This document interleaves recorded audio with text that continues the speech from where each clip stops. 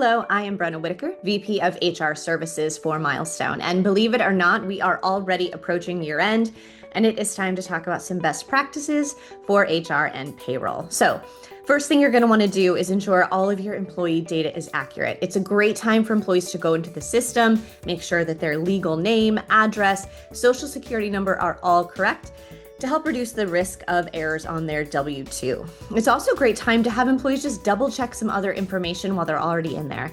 Let's check on their beneficiaries. Let's check on their emergency contacts, make sure they are up to date.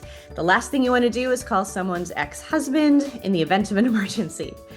Employees should also take a second to review their tax withholding, federal, state, local, especially if they have moved, just to make sure that those are accurate. So on the payroll side of the house, make sure that you are aware of deadlines for processing anything that you want to make sure hits in 2025.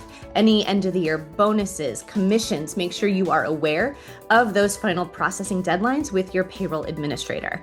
You're also going to want to make sure you have time to report any taxable fringe benefits, enter any third-party sick pay that has come up during the course of the year. Make sure you get that added into your system correctly so it can show up the way that it should on their W-2. Now, it also never hurts to double check the company information, legal business name, address. Did the business itself move during the course of the year? Make sure that the EIN is correct in the system. It will help make your year-end processes much smoother across the board. Now, on the HR side of the house, Q4 is an exceptionally busy time of the year. There's a lot of initiatives, things that are happening. You might be updating your handbook, making sure that policies are in place for the next year, updating your labor posters to make sure that you have the most up-to-date, accurate postings for your team.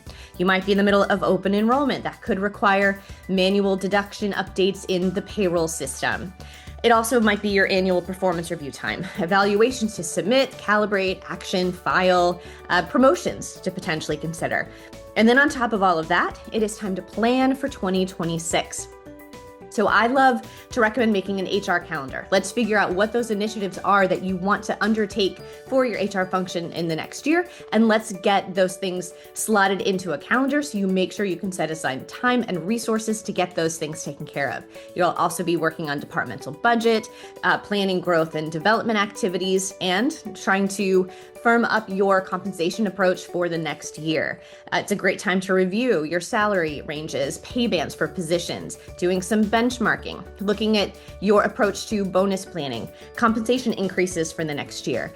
And on top of all of that, you might even be planning a holiday party as you're trying to get all of the rest of your initiatives done. So if there's a lot on your plate and you could use some assistance, don't hesitate to reach out to your team at Milestone.